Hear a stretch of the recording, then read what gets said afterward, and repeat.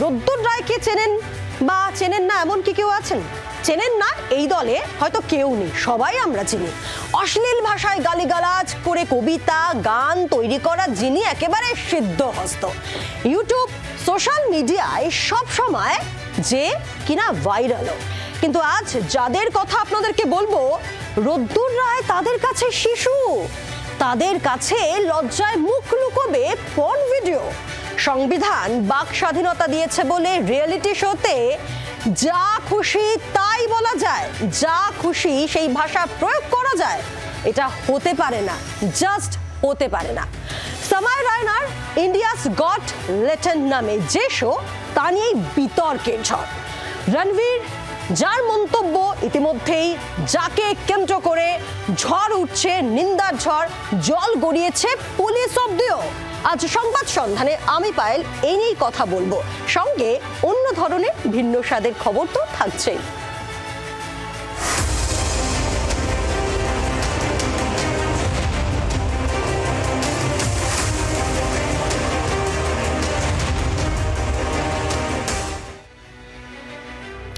শোয়ের নাম India's goat latent, talent নয় লেটেন্ট।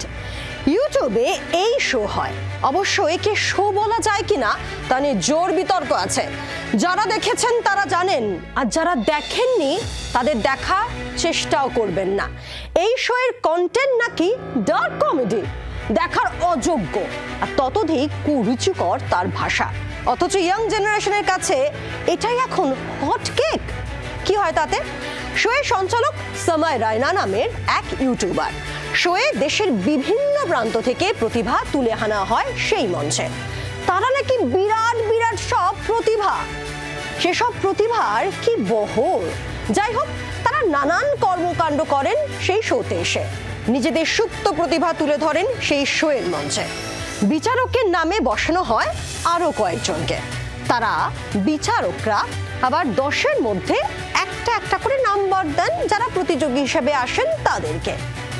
আবার প্রতিযোগী নিজেও নিজেকে নাম্বার দেন। বিচারকদের দেওয়া নম্বরের গড় আর প্রতিযোগীর নিজের দেওয়া নম্বর মিলে গেলে সেই কিনা বিজয়ী ওই শোয়ে।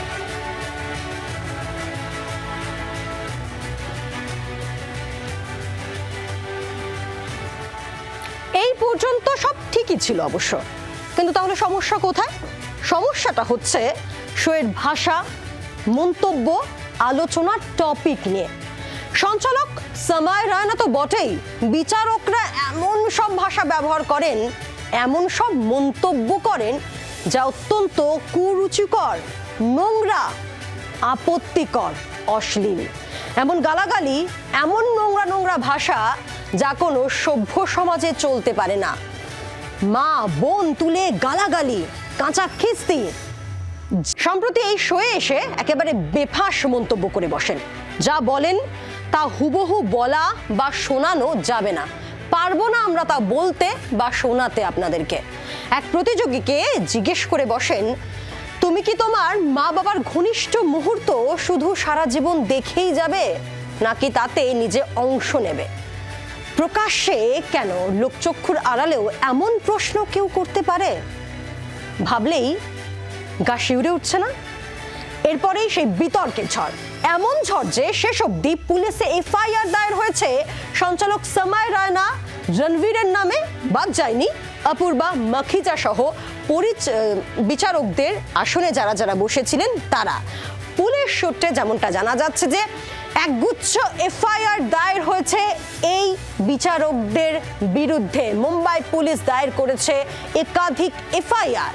অসমেও নাকি এফআইআর দায়ের হয়েছে, অর্থাৎ ভিন রাজ্যেও এফআইআর দায়ের হয়েছে এবার এই নামি দামি, কোট আনকোট নামি দামি পরিচারক বা বিচারকের আসনে যারা বসেছিলেন তাদের নামে।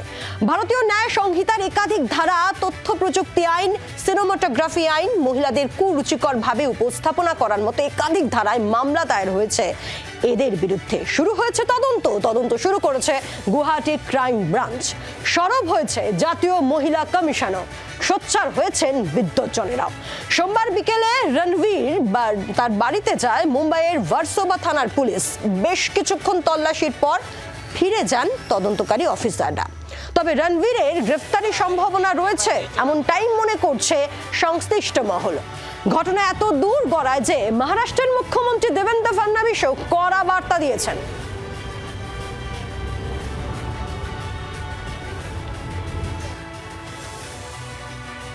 मुझे भी इसकी जानकारी मिली है, मैंने अभी तक उसको फर्स्ट हैंड देखा नहीं है, लेकिन बहुत भद्दे तरीके से कुछ चीज़ों को कहा गया है, प्रेजेंट किया गया है, ऐसा मुझे भी पता चला है, जो बिल्कुल गलत है। फ्रीडम ऑफ स्पीच सभी को है, लेकिन हमारी फ्रीडम वहाँ समाप्त हो जाती है जब हम किसी और के फ्रीडम पर इंक्रोच करते हैं, और इस प्रकार का इंक्रोचमेंट ठीक नहीं है। मुझे ऐसा लगता है कि अभिव्यक्ति इसकी भी कोई मर्यादाएं है।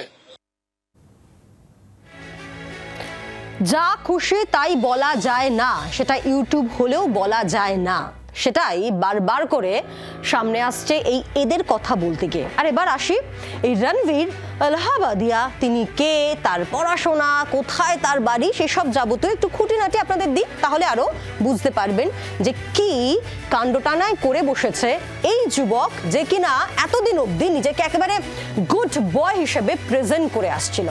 মহারাষ্ট্রের ব্যবসায়ী পরিবারে জন্ম, বছর 31-এর রণবীরের। তিনি আবার বিয়ার বাইসেপস নামেও পরিচিত। 2014-এ ফিটনেস ভিডিও দিয়ে ইউটিউবে জার্নি শুরু করে এই রণবীর। বর্তমানে তার ফলোয়ারের সংখ্যা 27 মিলিয়ন। একাধিক কেন্দ্রীয় মন্ত্রী, বলিউড তারকা সহ নানা ক্ষেত্রের বিশিষ্টদের ইন্টারভিউ করেছেন তিনি। মোটিভেশনাল ভিডিও মাঝে মধ্যেই পোস্ট করেন, কিন্তু এই শোতে আসার পর একেবারে পর্দা ফাঁস বেরিয়ে এসেছে এই গুড বয় রণবীরের আসল রূপ। আর বিতর্কের পর চাপে পড়ে আবার ক্ষমাও চেয়েছেন রণবীর, কিন্তু চাপে পড়ে ক্ষমা চাওয়া যে মন থেকে নয়, সেটা কি আর বলার অপেক্ষা রাখে? তেমন কোনো অনুতাপ আদৌ আছে কিনা তার বক্তব্যে বোঝা যায়নি। My comment wasn't just inappropriate, it wasn't even funny. Comedy is not my forte. I'm just here to say sorry. Many of you asked if this is how I wish to use my platform, and obviously this is not how I wish to use it. I'm not going to give any context or justification or reasoning behind whatever happened. I'm just here for an apology. I personally had a lapse in judgment. It wasn't cool on my part. আর এবার আসা যাক আরেক কীর্তিমান, মানে যা show, সেই সময় রায়নার জন্ম কাশ্মীরি পণ্ডিত পরিবার। বাবা বিশিষ্ট সাংবাদিক, পড়াশোনা করেছেন প্রিন্টিং ইঞ্জিনিয়ারিং নিয়ে। তবে সেই পড়াশোনা নাকি তার জলে গিয়েছে বলেও একাধিকবার বলেছেন তিনি নিজেই। কমিকস্তান নামে একটি জনপ্রিয় ওটিটি চ্যানেলে একটি স্ট্যান্ড আপ কমেডি শোয়ে প্রথম হন এই সময় রায়না। আর তারপর থেকেই তার ইউটিউবে যাত্রা শুরু। দাবা নিয়ে ফ্যাসিনেশন রয়েছে, অনলাইনে দাবা প্রতিযোগিতার আয়োজনও করেন সময়।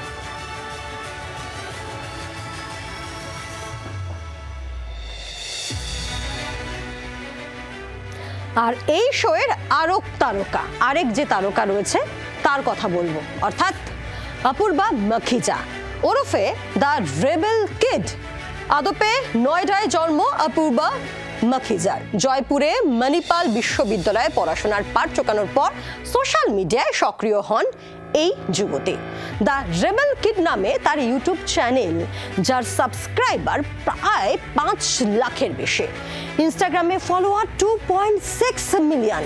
ইনিও কম যান না, এই শোতেই রাত কাটানোর জন্য 2 কোটি টাকা দর তুলে ফেলেছিলেন, যদিও শোয়ের ভাষা ছিল আরো কুরুচিকর।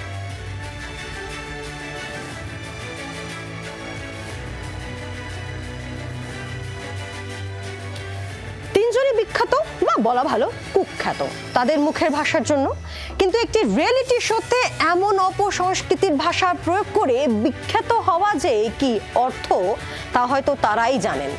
কেউ বলতে পারেন রক্ষণশীল, অর্বাচীন বা ইত্যাদি ইত্যাদি। কেউ আবার বলতে পারেন অশ্লীলতার মাপকাঠি কে ঠিক করবে, কিভাবে ঠিক করবে। কিন্তু সবকিছুর তো একটা সীমা থাকে, তাই নয় কি? এটাকেও অশ্লীল না বললে আর কাকে অশ্লীল বলা যায়? আর এরা নাকি জেনজি, মানে আধুনিকতম প্রজন্ম। এখানকার ভাষা তো এমনই, সারাক্ষণ মুখে খিস্তি খেউরের বন্যা। তা বলে একটা রিয়েলিটি শোয়ে এমন ভাষা, এমন সব টপিক নিয়ে কথা বলা যায়? এমন অপসংস্কৃতির আড্ডা বসানো যায় কি? কে এদের এত বড় দুঃসাহস দিয়েছে? এদের শিক্ষা দীক্ষা, রুচিবোধ, মূল্যবোধ নিয়ে প্রশ্ন উঠছে অনেক দিন ধরেই। প্রশ্ন উঠছে, এভাবে ভারতীয় সংস্কৃতি, পরিবারের সম্মান, সম্ভ্রমের একেবারে খুল্লা উল্লঙ্ঘন কি করা যায়? সোশ্যাল মিডিয়ায় এদের পরিবার নিয়েও কুরুচিকর মন্তব্যের বন্যা বইছে এখন।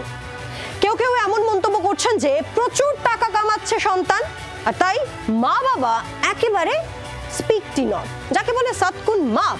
শুধুই কি টাকার জন্যই পরিবার চুপ? বন্যা উঠছে সোশ্যাল মাধ্যমে। প্রশ্ন হলো, এতদিন পর কেন? এই শো শুরু হয়েছিল গত বছর জুনে। 6-7 মাস ধরে এমন অশ্লীল শো ইউটিউবে চলছে। সরকার প্রশাসন কি কিছুই জানতো না, নাকি সব জেনে শুনেও সবাই একেবারে চুপ করে বসেছিল? যাকে বলে দেখেও না দেখার ভান।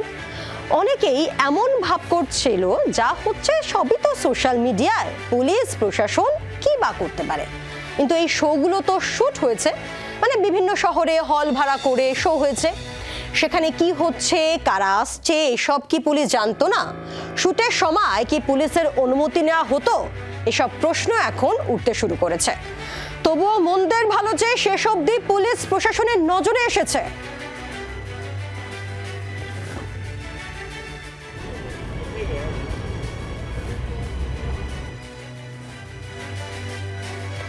আর এসবের মধ্যে আরো একটা প্রশ্ন একেবারে বড় করে উঠছে, তা হচ্ছে ইউটিউব এতদিন ধরে কি করছিল? যে কোনো ভিডিও ইউটিউবে আপলোড করতে গেলে হাজারো তার বিধিনিষেধ।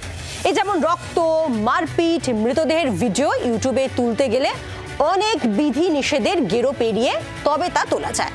আর এই ধরনের শব্দ টাইটেলে লিখতে গেলেও আছে অনেক নিয়ম। এই নাকি কৃত্রিম বুদ্ধিমত্তা দিয়ে সর্বক্ষণ নজরদারি চলছে? অডিওর জন্য আলাদা নিয়ম কানুন, বিধিনিষেধও নাকি আছে? তাহলে এই শো, এই কন্টেন্ট এতদিন ধরে কিভাবে চলছে ইউটিউবে? ইউটিউবও কি সব দেখে শুনে একেবারে চুপ ছিল, নাকি বিপুল ফলোয়ার, কোটি কোটি টাকা ইনকাম হচ্ছে, কোটি কোটি ভিউ, তাই বলে এসব কিছু একেবারে নজরআন্দাজ?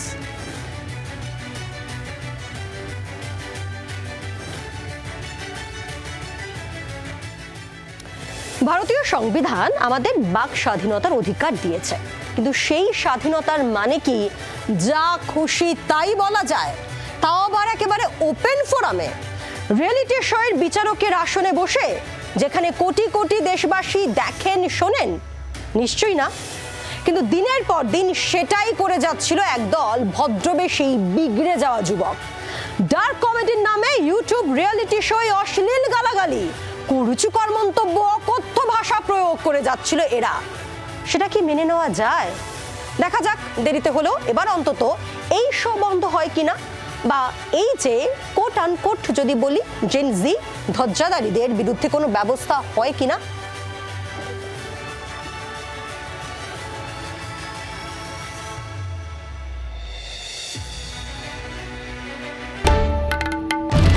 বাংলার আওয়াজ, বাঙালির আবেগ, জি 24 ঘন্টা।